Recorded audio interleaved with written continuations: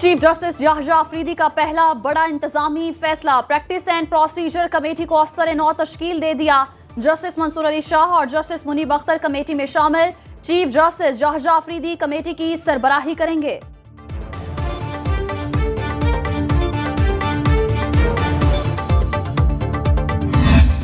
I, As Chief Justice of Pakistan, as Chief Justice of Pakistan, I will discharge my duties I will discharge my duties and perform my functions and perform my functions honestly, to the best of my abilities to the best of my abilities and faithfully in accordance with the Constitution of the Islamic Republic of Pakistan and law.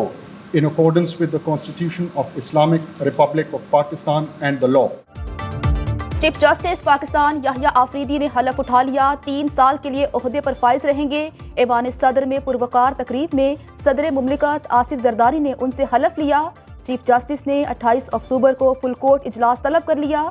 तकरीब हल्फ बरदारी में वज़ीर आज़म शहबाज शरीफ, तीनों services chiefs, आला अदलिया के जजेस और senior वकला ने शिरकत की। तकरीब में पार्लियामेंटेरियंस और सरकारी हुकाम भी मौजूद थे। वज़ीर आज़म शहबाज शरीफ का नैब चीफ जस्टिस के लिए नेक तमन्नाओं का इजहार। तकरीब हल्फ बरदारी के बाद चीफ जस्टिस सुप्रीम कोर्ट पहुंचे तो उन्हें गार्ड ऑफ ऑनर पेश किया गया।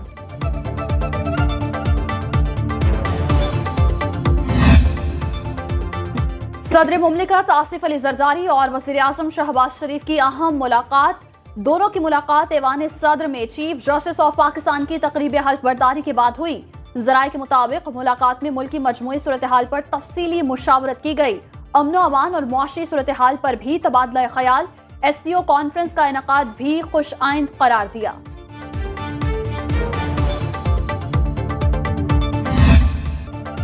वज़ीर आज़म शहबाज शरीफ कहते हैं ईरान के खिलाफ इसराइली जारहियत के हालिया इकदाम पर शदीद तशवीश है। सोशल मीडिया पर पैगाम में कहा, इसराइल के जारहाना इकदाम की शदीद मजम्मत करते हैं। हमले न सिर्फ इलाकाई अमन व इस्तेहकाम के लिए खतरा है बल्कि ईरानी खुद मुख्तारी और बैनुल अक़वामी क़वानीन की भी खिलाफ वर्जी है। तर्जुमान दफ्तर खारिजा का कहना था, पाकिस्तान ईरान पर इसराइली हमलों की शदीद मजम्मत करता है। इसराइली हमले ईरान की खुद मुख्तारी और इलाकाई सालमियत की खिलाफ वर्जी हैं। सऊदी हुकाम के मुताबिक ईरान पर हमला मुल्क की खुद मुख्तारी और आलमी क़वानीन की खिलाफ वर्जी है। फरीकैन ज़्यादा से ज़्यादा तहम्मुल का मुजाहरा करें, आलमी बरादरी कशीदगी कम करने और इलाकाई तनाज़ात ख़त्म करने के लिए इक़दामात करें।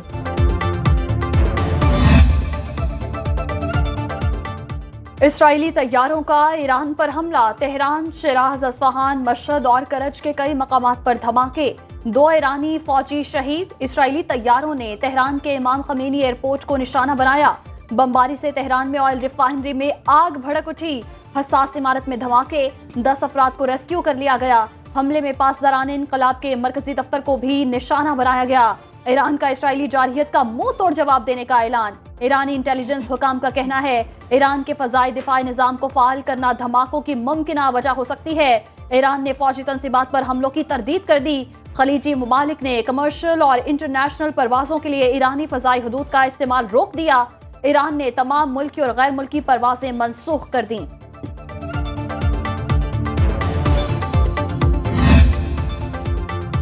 अमेरिका का इसराइल और ईरान से जवाबी हमले बंद करने का मुतालबा।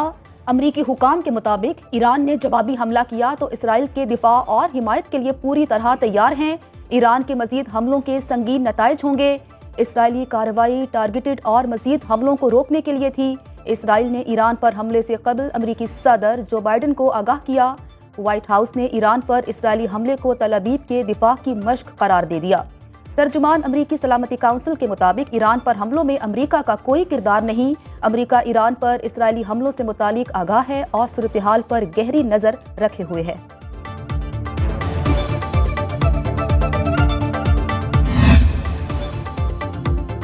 ईरान पर हमला 1 अक्टूबर के हमलों के जवाब में किया।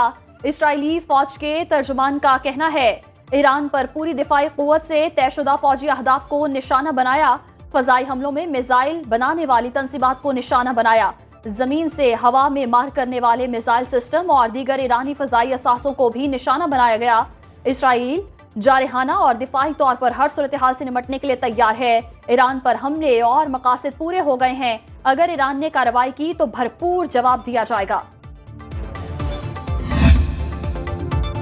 ईरान पर इस्राएली हमले के बाद ईरान की फ़ज़ाई हुदूद कमर्शियल परवाज़ों के लिए बंद। सिविल एविएशन ज़राए के मुताबिक पाकिस्तान एयर ट्रैफिक कंट्रोल ने मुल्की हुदूद में आने वाली फ़ज़ाई ट्रैफिक की सख्त मॉनिटरिंग शुरू कर दी। हर परवाज़ को सख्त मॉनिटरिंग के बाद आने की इजाज़त दी जा रही है।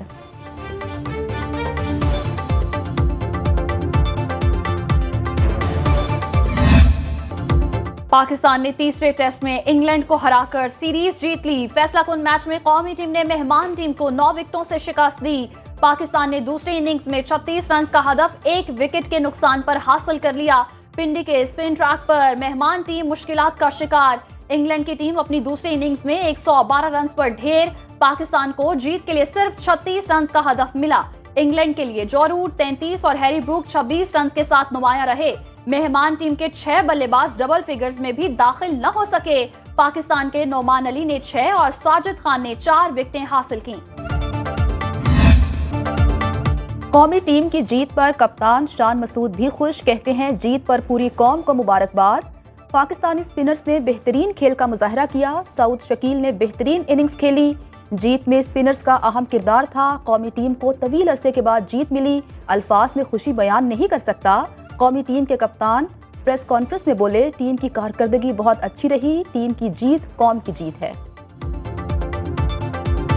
कौमी टीम ने 19 साल बाद इंग्लिश टीम को होम सीरीज में शिकस्त दी। पाकिस्तानी टीम को 1 साल 3 माह बाद टेस्ट सीरीज में फतह मिली। आखिरी बार पाकिस्तान ने श्रीलंका को 2023 में शिकस्त दी थी। मौजूदा टेस्ट सीरीज में पहला टेस्ट इंग्लैंड के नाम रहा। कौमी टीम ने दूसरे और तीसरे टेस्ट में फतह हासिल की। पाकिस्तान क्रिकेट की तारीख में पहली बार स्पिनर्स ने अटैक ओवर्स करवाए। पिंडी टेस्ट में पाकिस्तान के लिए किसी फास्ट बॉलर को इस्तेमाल नहीं किया गया। पिंडी टेस्ट में इंग्लैंड की तमाम विकेटें पाकिस्तानी स्पिनर्स ने हासिल की। पाकिस्तान में बरतानवी हाई कमिश्नर जेन मैरियट की पाकिस्तान को मुबारकबाद। इंग्लैंड की टीम को पहले मैच की फतह पर फख्र होना चाहिए। इंग्लैंड के खिलाफ टेस्ट सीरीज जीतने पर कौमी टीम को मुबारकबादों का सिलसिला जारी। सदर मुमलिकत आसिफ जरदारी ने कौमी टीम को जीत पर मुबारकबाद दी। कहा, कौमी टीम ने बेहतरीन सलाहियतों का मुजाहरा किया।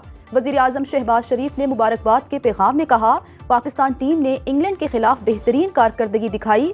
टीम ने कौम का सर फख्र से बुलंद कर दिया। इंशाअल्लाह कामयाबियों का सिलसिला जारी रहेगा। चेयरमैन पीसीबी मोहसिन नकवी ने भी टीम को शानदार कामयाबी पर मुबारकबाद दी। वज़ीर आला पंजाब मरियम नवाज ने कहा, टीम ग्रीन वेल डन।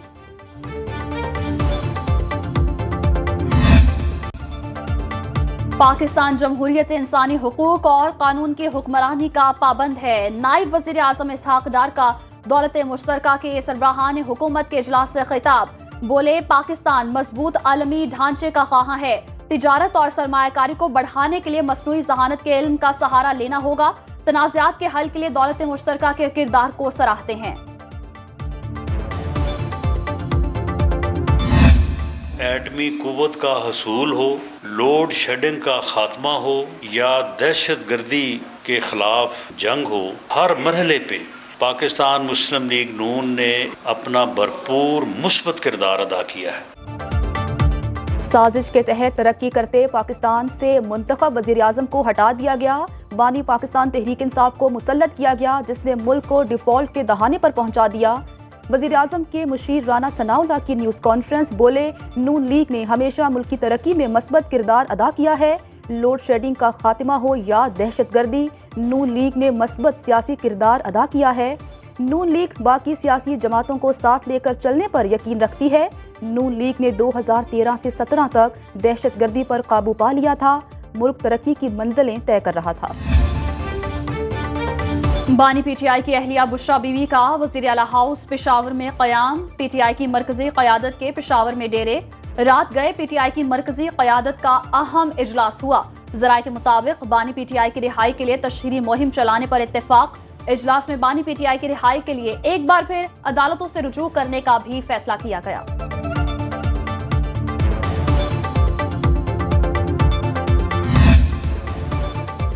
बानी पाकिस्तान तहरीक इंसाफ और बुशरा बीबी के खिलाफ तोशाखाना 2 केस की समाअत कार्रवाई के बगैर फिर मौखिर।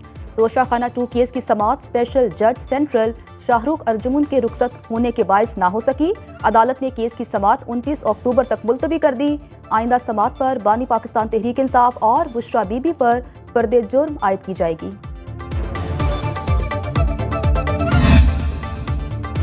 रावलपिंडी अडियाला जेल में कैदियों से मुलाकातों पर पाबंदी खत्म कर दी गई। जेल जराये के मुताबिक तमाम कैदियों की मुलाकातें अब मामूल के मुताबिक होंगी। अडियाला जेल में मुलाकातों पर पाबंदी 25 अक्टूबर तक लगाई गई थी। 4 अक्टूबर को सिक्योरिटी वजूहात पर मुलाकातों पर पाबंदी आयद की गई थी।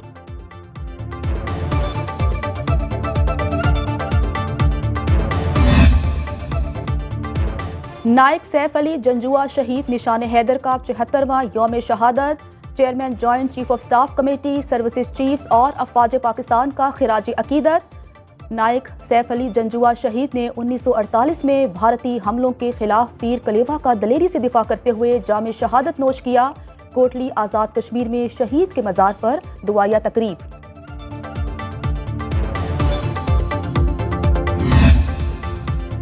वफाकी वज़ीर ख़जाना मोहम्मद औरंगज़ेब की दौरा अमरीका में अहम मुलाकातें। वज़ीर ख़जाना की मूडीज़ क्रेडिट रेटिंग एजेंसी के नुमाइंदों से मुलाकात। वज़ीर ख़जाना ने पाकिस्तान की क्रेडिट रेटिंग को CAA2 तक अपग्रेड करने पर मूडीज़ का शुक्रिया अदा किया।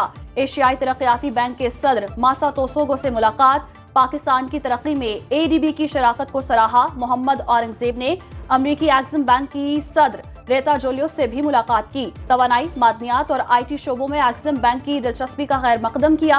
वज़ीर ख़जाना की दुबई इस्लामी बैंक के ग्रुप CEO डॉक्टर अदनान चलवान से मुलाकात।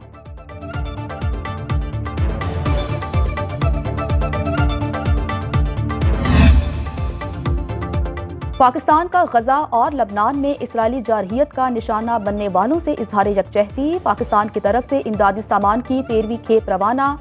गजा के लिए इमदादी सामान इस्लामाबाद इंटरनेशनल एयरपोर्ट से रवाना किया गया। इमदादी सामान में 100 टन से जायद खाने पीने की अशिया, टेंट और गर्म कंबल शामिल हैं। फलस्तीनी सफीर ने हंगामी इमदाद पर पाकिस्तानी अवाम और हुकूमत का शुक्रिया अदा किया।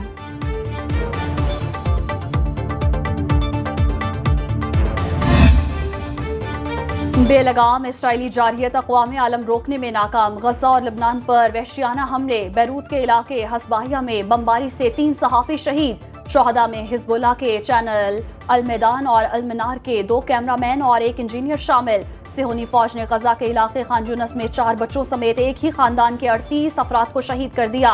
अल शाती मुहाजिर कैंप पर इसराइली कार्रवाई में 20 फलस्तीनी शहीद। हिजबुल्लाह की जवाबी कार्रवाइयों में 10 इसराइली फौजियों की हलाकत का दावा। इसराइल ने 5 फौजियों की मौत की तस्दीक कर दी।